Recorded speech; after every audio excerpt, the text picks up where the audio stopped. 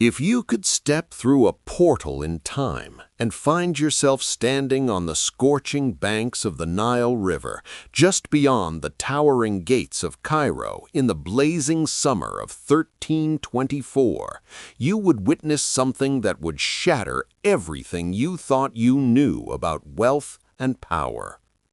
On the western horizon, a massive cloud of dust would begin to rise, stretching for miles across the shimmering desert landscape.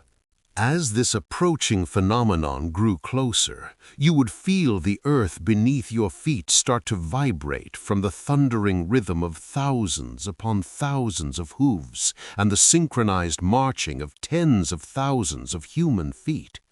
But this was no hostile army coming to conquer Cairo. There were no siege weapons or battle cries. Instead, there was only an almost blinding brilliance, the reflection of sunlight bouncing off an impossible amount of metal. And this was not the glint of steel swords. This was the unmistakable gleam of pure gold. What you would have witnessed marching at the front of this procession would have defied all logic.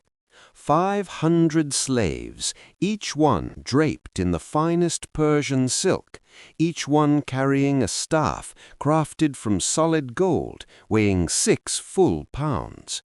Following them, 80 magnificent camels, each one staggering under 300 pounds of pure gold dust packed into leather sacks. At the center sat a king dressed in exquisite brocade, seated beneath a canopy of shimmering silk, surrounded by a mobile city of 60,000 people. This was Mansa Musa, the emperor of the Mali Empire, making his pilgrimage to Mecca. To the astonished crowds, he appeared like a living deity of wealth descending from the heavens. But the people of Cairo had no idea what was about to happen. They didn't know that this generous king's presence would become a weapon of mass economic destruction. They couldn't imagine that the gold he was about to distribute would poison their entire economy for the next 12 years. During the 14th century, while Europe shivered through the brutal Little Ice Age, West Africa was experiencing a golden age that could rival any civilization on Earth. The Mali Empire stretched across vast territories encompassing modern Mali, Senegal, Gambia, and Guinea. This was a land of peace and order, where travelers wrote that a person could walk across the empire carrying gold on their head and nobody would touch them, because the law was absolute. But the true secret of Mali's power lay beneath the red earth. The empire sat on 3 massive gold fields, so rich that nuggets would wash up during rainy seasons. Farmers discovered gold while digging for yams. Historians estimate that nearly half of all gold circulating throughout the Eastern Hemisphere came from Mali's mines. Mali was the engine room powering the medieval global economy. Mansa Musa ascended to the throne in 1312 after his predecessor, Abu Bakr II, sailed into the Atlantic with 2,000 ships and never returned. While his predecessor sought new worlds across the ocean, Musa decided to announce Mali's power by crossing the desert to Mecca. As a devout Muslim, he took the Hajj pilgrimage seriously. But a king doesn't travel like an ordinary pilgrim. He spent years preparing, emptying treasuries, and conscripting 60,000 people to accompany him. When the caravan departed in 1324, it was like an entire football stadium of people walking across the desert. There were soldiers, scholars, poets, merchants, 12,000 slaves, and thousands of livestock. The logistics were mind-boggling. As they moved through desert trade towns, Musa began spending freely. He didn't believe in hoarding wealth, but in sharing it as God's gift. He gave gold to the poor, built mosques every Friday, and paid guides in raw gold dust. The rumor of his approach reached Cairo long before he did. Cairo was the greatest city in the Middle East, capital of the Mamluk Sultanate, where goods from India and China met European markets. Merchants anticipated selling to this rich king and making good profit. They had no idea what catastrophe was coming. When Musa arrived at the pyramids, his camp looked like a new city. After diplomatic negotiations over protocol, he met the Sultan and began distributing gifts on an unprecedented scale. He gave the Sultan 50,000 dinars of gold, then gave gold to viziers, generals, and scribes. The Sultan was charmed and provided Musa with a luxurious palace. This is where the trouble began. Musa stayed 3 months and went shopping. He saw exotic goods he'd never encountered: Turkish silks, Venetian glass, Persian pearls, Arabian perfumes. He bought everything without haggling. If something cost 10 dinars, he gave 20. If a horse cost 100, he gave 300. He distributed gold dust like sand. Merchants thought they'd reached heaven. They raised prices, and Musa kept paying. He flooded Cairo's market with so much gold it became commonplace. Shopkeepers sat on gold piles they'd never dreamed of owning.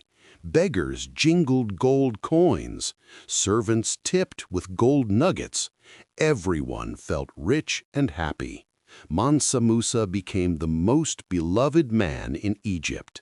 But while people celebrated, economic laws worked silently in the background. Economics is the study of scarcity. Gold is valuable because it's rare. When gold becomes common as sand, it loses value. Musa had dumped such enormous quantities into Cairo that supply skyrocketed. Everyone had gold, but goods remained the same. More money chasing the same goods means prices rise. This is inflation, but this was devastating hyperinflation. The gold dinar, standard currency throughout the Middle East, began crashing catastrophically. Before Musa arrived, 1 dinar bought a certain amount of wheat. After 1 month, it bought half as much. By the time he left, it bought almost nothing.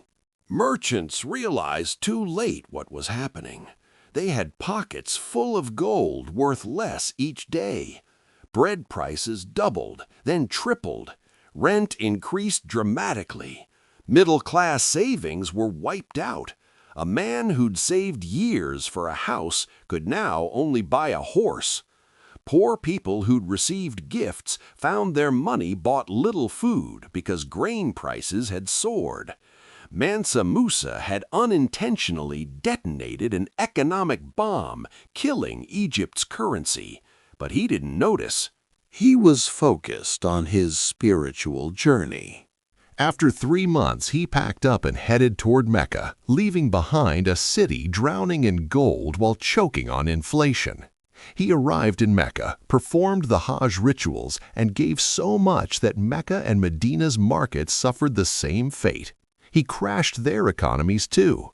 Mansa Musa injected what amounts to millions of dollars into the Middle East in months, the largest wealth transfer in the medieval world, done with genuine charity that devastated those it meant to help.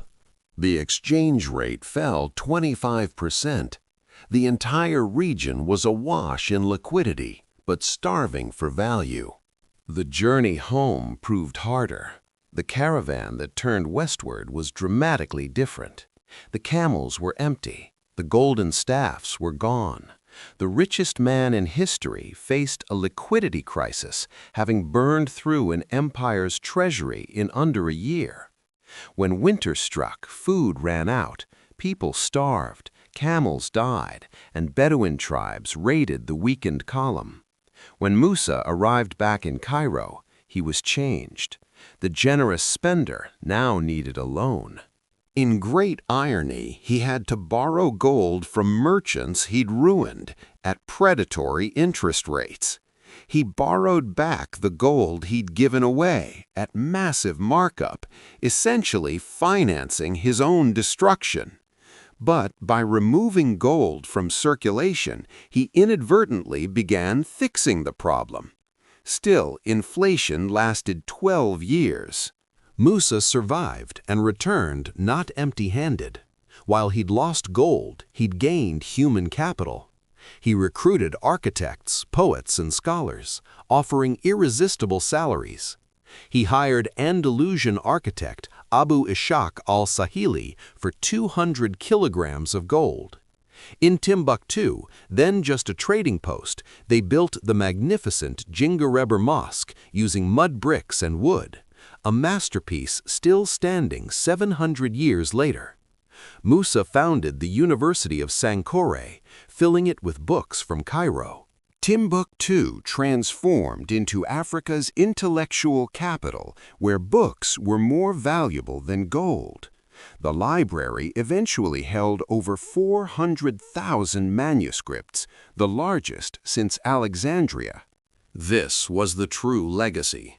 The gold vanished, inflation settled, but knowledge built civilization. He transformed Mali from a mining state into a global cultural center.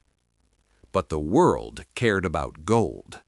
In 1375, the Catalan Atlas showed a black king on a golden throne holding a grapefruit-sized gold nugget. The caption read, "He was the richest king in all the land." This image changed everything. Europe saw Africa as El Dorado. The image sparked hunger, leading eventually to tragedy. Portuguese sailors searched for Musa's kingdom, leading to colonization. Europeans came for gold but took people as slaves. The fame Musa bought led to destroying the sovereignty he wanted to project. Mansa Musa died in 1337, leaving an empire that was the world's envy. But resource-based empires are fragile. His sons couldn't hold it together. The empire crumbled, trade routes shifted, and American gold flooded markets, ending Mali's monopoly. But the gold crash remains a unique economic lesson. It teaches that money is fiction, shared belief. Musa proved you can have too much of a good thing, that economies need balance, not just cash injections. He showed hyperinflation isn't just modern, but a fundamental economic law triggered by one man's shopping spree. Today, Musa is listed as history's richest person at $400 billion, or incalculable wealth. But these numbers miss the point. He didn't just have money, he was the money, controlling the global reserve currency supply. His story is paradoxical. Remembered as wealth's ultimate symbol, his famous act was economic destruction. He ruined thousands by trying to be kind. He destroyed his fortune by sharing it.